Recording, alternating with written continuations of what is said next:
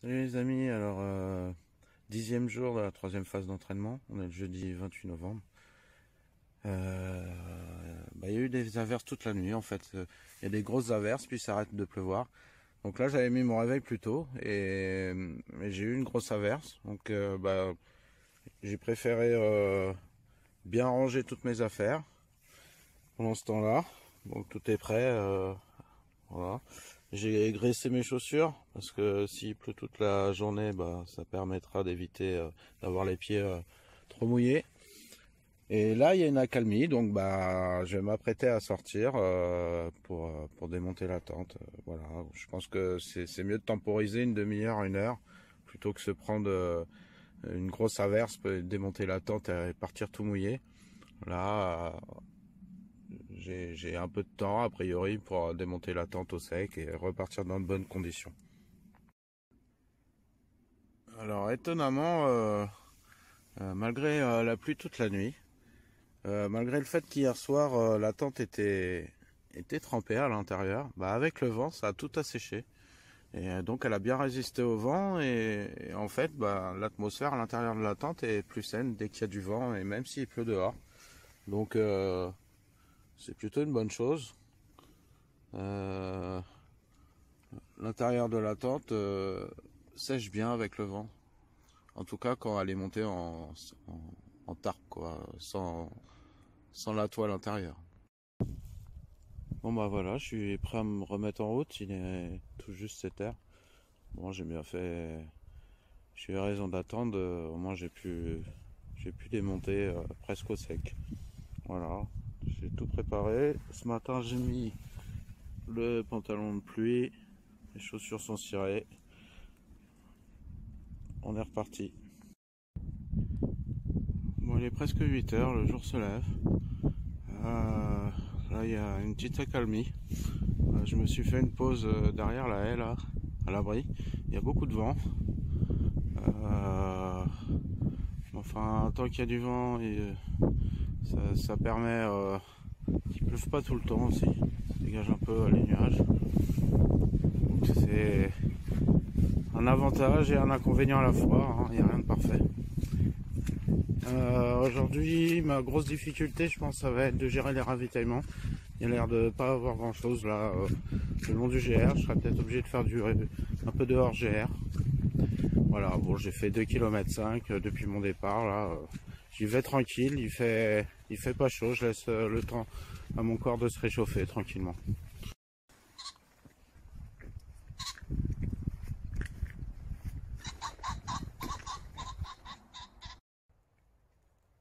Bon, il est 9h11, je fais un peu plus de 6 km.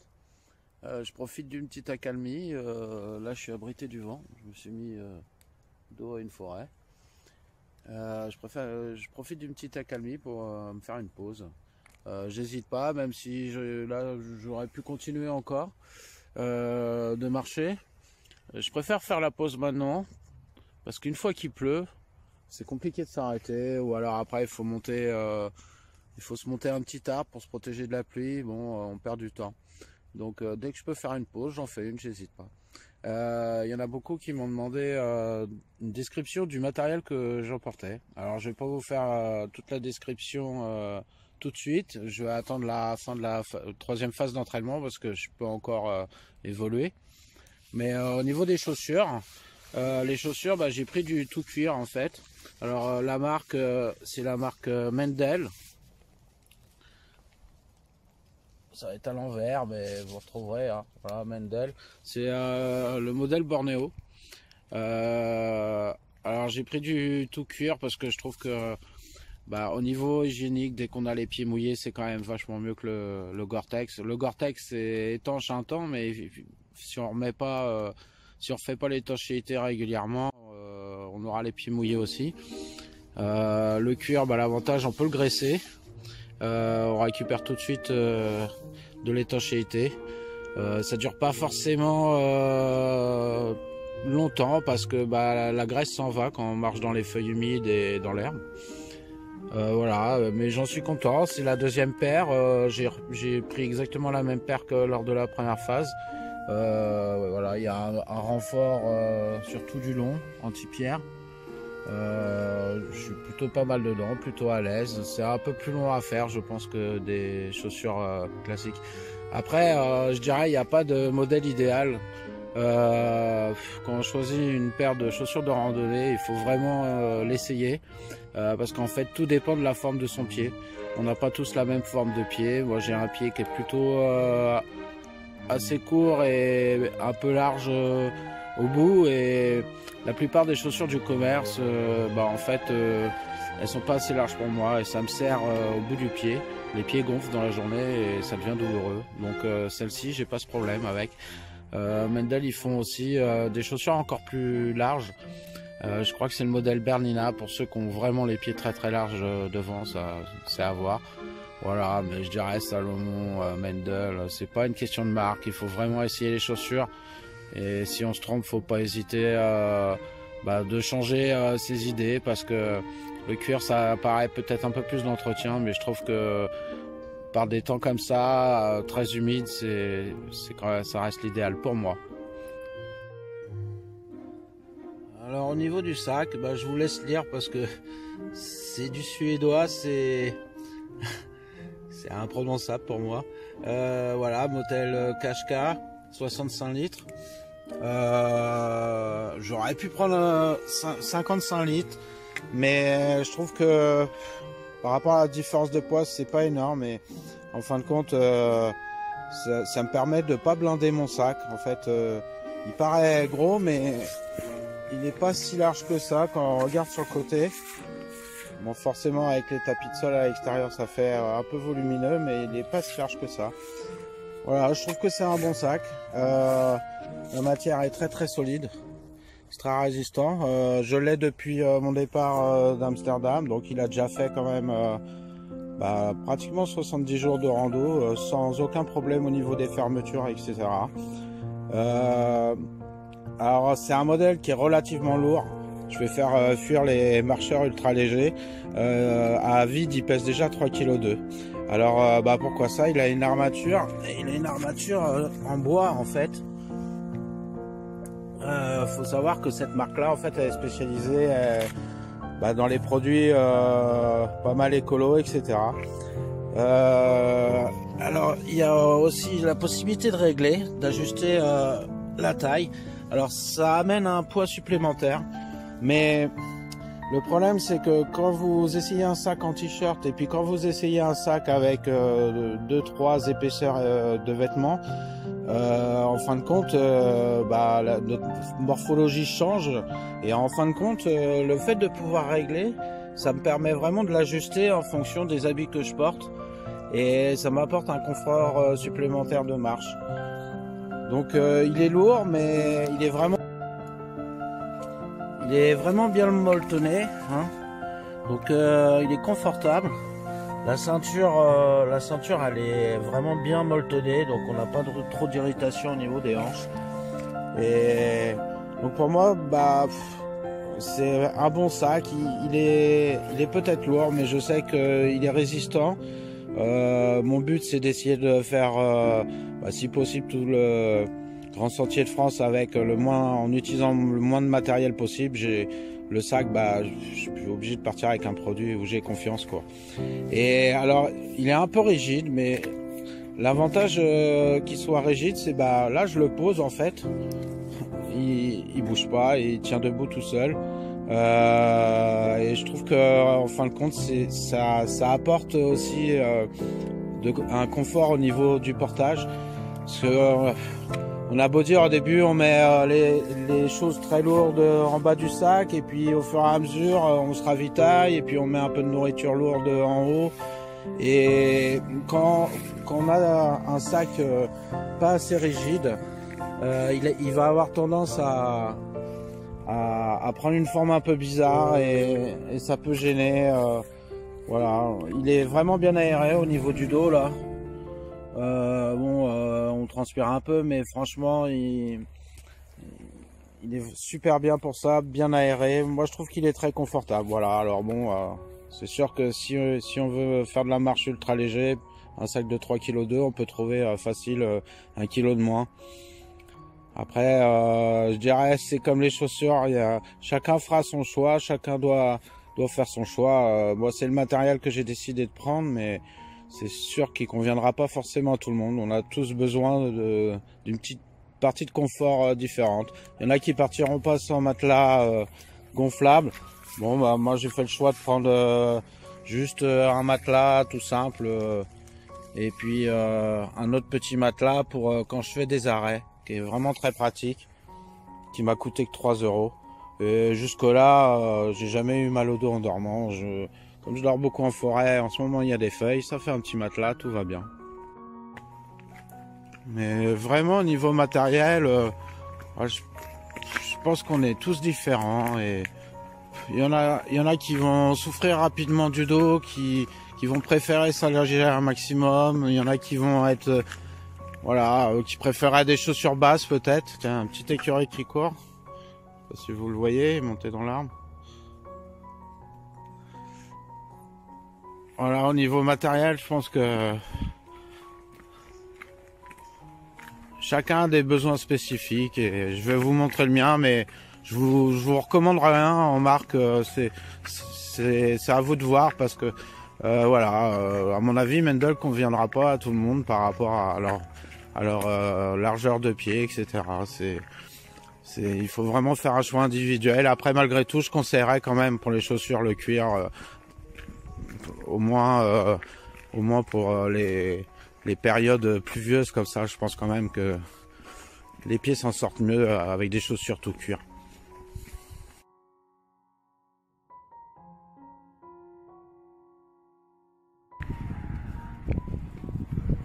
Bon, je traverse Fréchancourt, très jolie petite ville.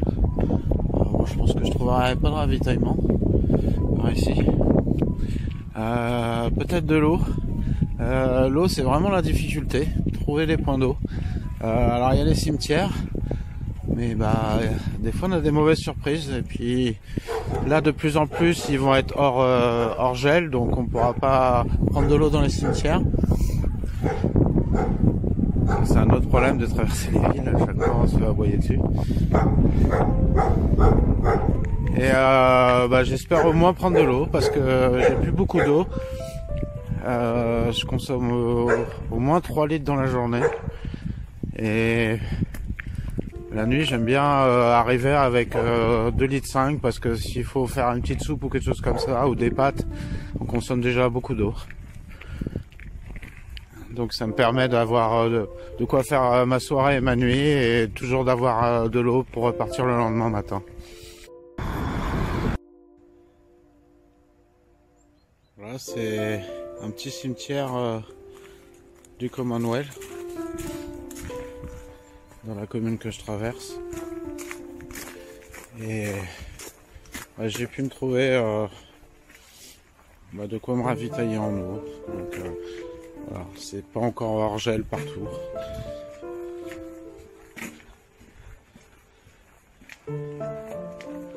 Donc ça sauve bien la mise, mais ça va rapidement être mis hors gel et de moins en moins je vais pouvoir compter dessus cet hiver, je pense. Alors j'en profite, je m'hydrate sur place et puis comme ça je repars à plein. Donc 2,5 litres, une gourde d'1 litre. Et une autre gourde de 1,5 litre avec une poche isotherme dessus. Comme ça, si gèle très fort cet hiver, je mettrai de l'eau chaude dedans et ça gèlera peut-être pas tout de suite. J'ai pris des gourdes métalliques. J'aurais pu prendre 2 bouteilles en plastique. Ça se fait de plus en plus. Mais c'est pas durable. Les bouteilles en plastique, il faut quand même les changer au bout d'un moment. Puis ça finit par s'abîmer. Donc j'ai préféré prendre des gourdes classiques. C'est relativement léger quand même et c'est du durable.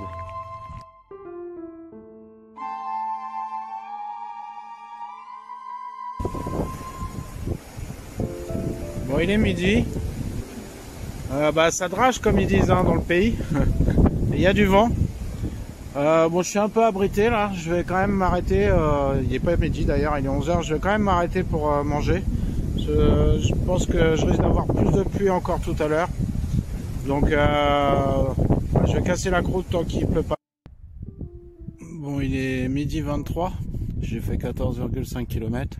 Il y a une petite éclaircie, j'en profite, un peu de ciel bleu, mais là-bas c'est sombre de chez sombre, donc je pense pas que ça va durer, je pense que ça va être des averses un peu comme ça tout l'après-midi, on verra.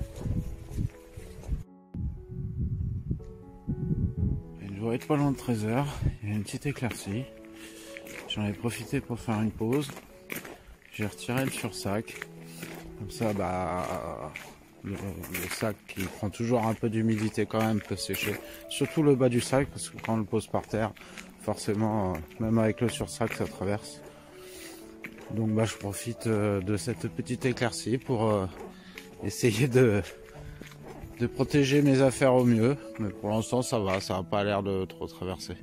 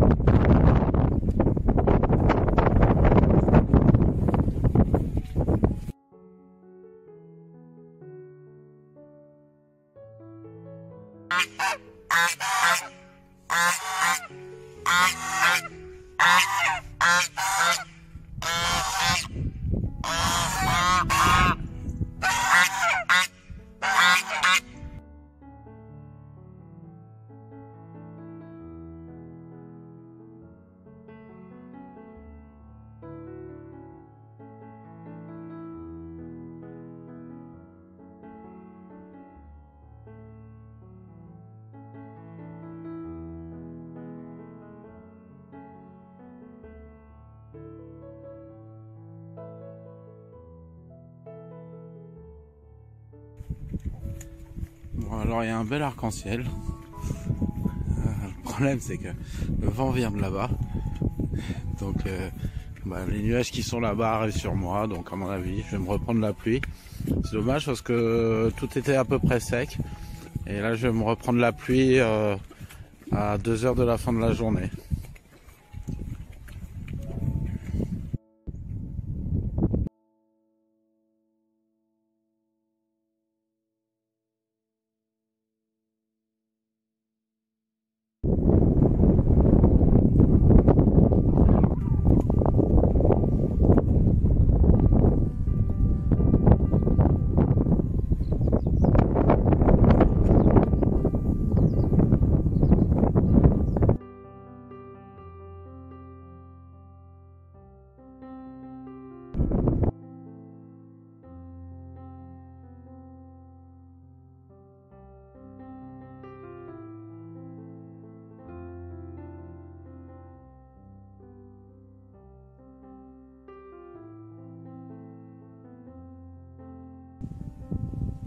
Bon, il est 16h24.